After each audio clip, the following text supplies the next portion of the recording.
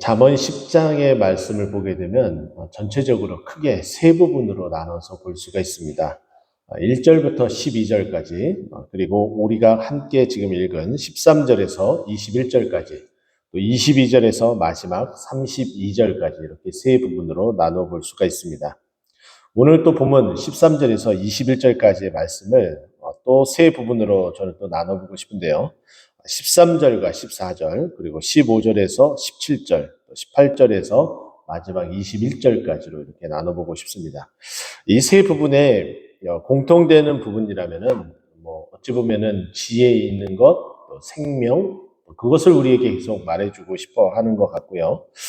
또, 어떻게 해야지 당할 수밖에 없는지에 대해서 우리에게 말해주면서 그 길을 피하도록 우리에게 알려주고 있습니다. 이 전체적인 내용은 10장 1절에 보면은 솔로몬의 잠언이라 지혜로운 아들은 아비를 기쁘게 하거니와 미련한 아들은 어미의 근심이니라 라고 이야기하면서 자녀가 결국은 지혜롭게 살아갈 것에 대해서 우리에게 말해주고 있죠.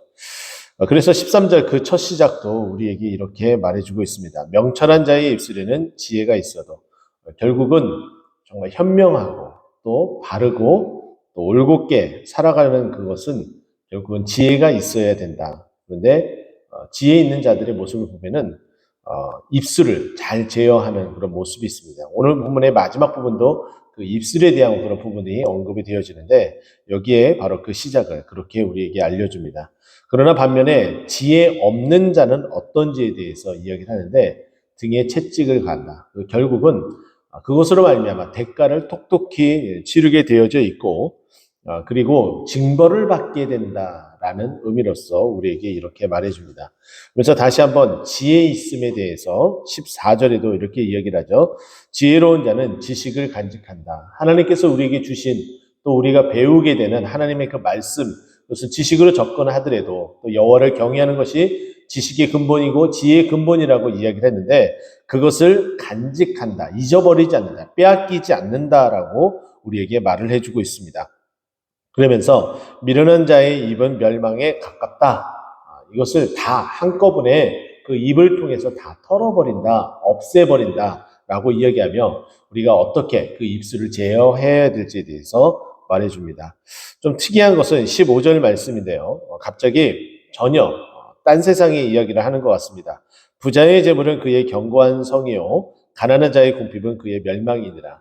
이것을 우리가 재물에 대해서 우리는 항상 어찌 보면은 좀 간사할지도 모르겠습니다. 그래서 이와 같은 표현이 나오면은 부자의 재물, 그러면 그것에 꽂혀서 여기서 헤어나지 못하고 벗어나지 못하는 경우들이 많습니다.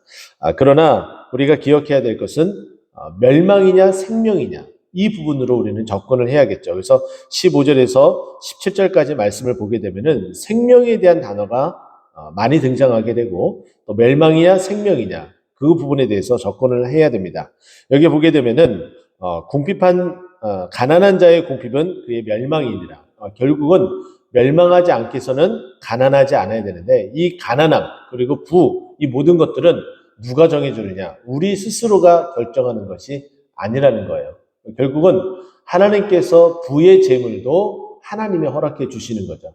우리가 아무리 모아도 지출되는 부분들이 많아지게 되면은 결국은 우리는 구할 수가 없게 되죠. 재물이 모이지 않게 되죠.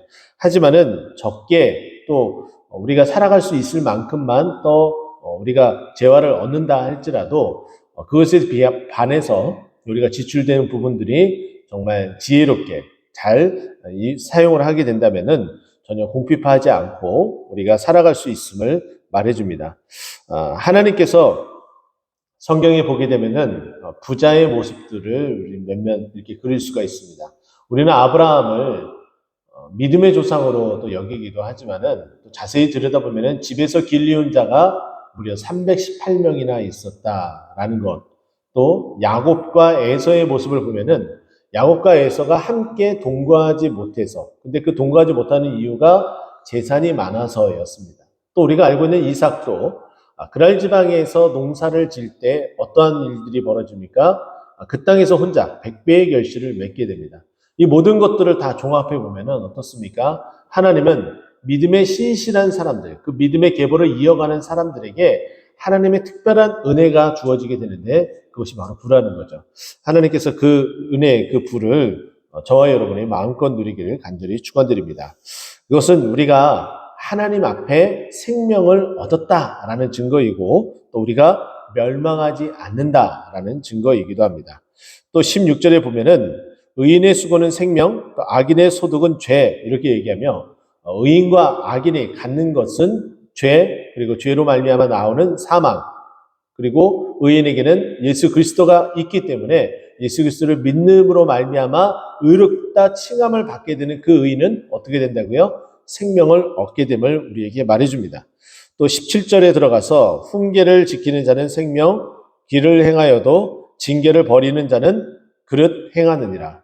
결국은 하나님께서 아무리 말씀하여도 그것을 따라가지 않는 자는 결국은 그 생명의 길에서 벗어나게 된다, 그릇 행하게 된다, 이렇게 표현해 주고 있고, 하지만은 하나님이 말씀하신 그 말씀을 지키는 자는 어떻게 된다고요? 생명이 이르게 된다. 그러니까 생명과 멸망에 대해서 계속해서 이야기를 하고 있습니다.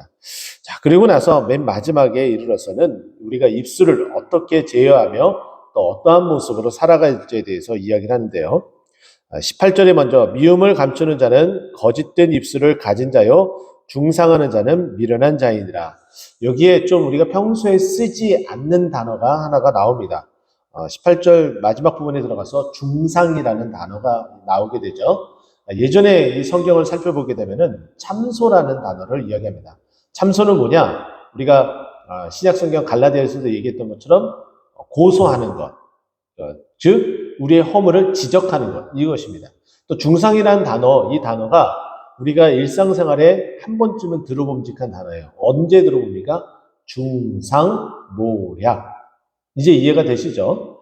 중상이라는 단어가 바로 우리를 안 좋게 지적을 하는 어떤 그런 표현이라고 보시면 되겠습니다. 자, 그러면 미움을 감추는 자는 거짓된 입술을 가진 자이고 중상하는 자는 미련한 자다. 우리가 결국은 우리가 어떻게 해야 되는 거예요? 미움에 대해서는 직접적으로 언급을 해야 되는 것에 대해서 말하고 있고, 그리고 뒤에서 안 좋은 이야기들을 하지 말 것에 대해서 이야기를 합니다. 그러니까 입술을 잘 우리가 제어해야 된다라는 거죠. 그렇기 때문에 19절 말씀 보면은 말이 많으면 허물을 면하기 어려우나 그 입술을 제어하는 자는 지혜가 있다.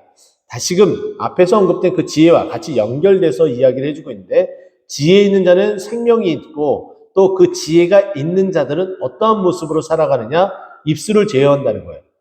할 말은 하고 하지 말아야 될 말들은 하지 않는 모습들, 그것이 진정 지혜 있는 자다라고 우리에게 말을 해주고 있죠. 자, 그리고 20절에 들어서 의인의 혀는 순은과 같거니와, 순은과 같다라는 것은 불순물이 없다는 거죠. 거짓됨이 없다는 표현입니다. 예수 그리스도를 믿는 자는 이제 마귀, 사탄의 그 권세에서 벗어나 하나님의 자녀로서 살아가게 됩니다. 하나님은 거짓이 없는 편벽됨이 없는 그런 분이시죠. 그분의 자녀라는 것은 우리가 거짓에서 벗어났다라고 이야기를 합니다. 사단은 요한복음 8장 44절에 언급되어지는 것처럼 거짓의 아비입니다. 그래서 우리가 거짓을 행하는 것이 정말 그리스도인으로서 위험한, 그리고 하지 말아야 될 일이라는 거죠.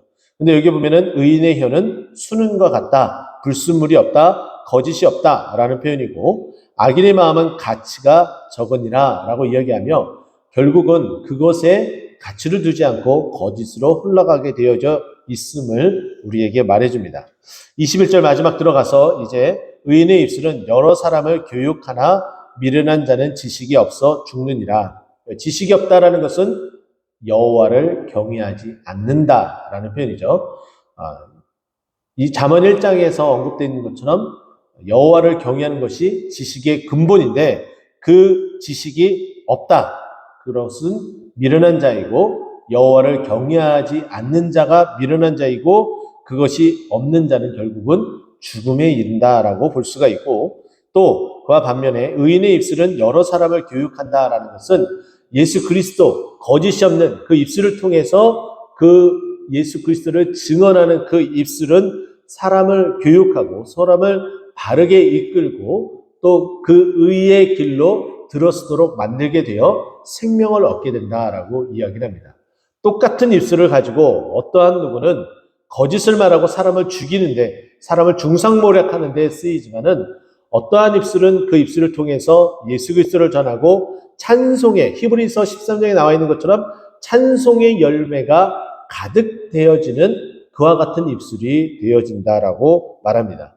우리가 지혜를 가지고 그 생명을 얻은 자로서 살아갈 때에 우리의 삶 가운데 어떤 입술을 가지고 살아가야 될지 다시 한번 생각해 본다면은, 정말 입술을 제어하는 지혜 있는 자, 또 지식의 근본이신 예수 그리스도를 또 전하며 또 살아가는 우리의 모습이 되어져서 우리가 정말 사랑을 할 수 있고, 또 우리로 말미암아 우리의 입술에 증언하는 그 일들로 다른 자들도 교육함으로 살아나는 놀라운 그 은혜가 있기를 간절히 축원드립니다. 기도하겠습니다.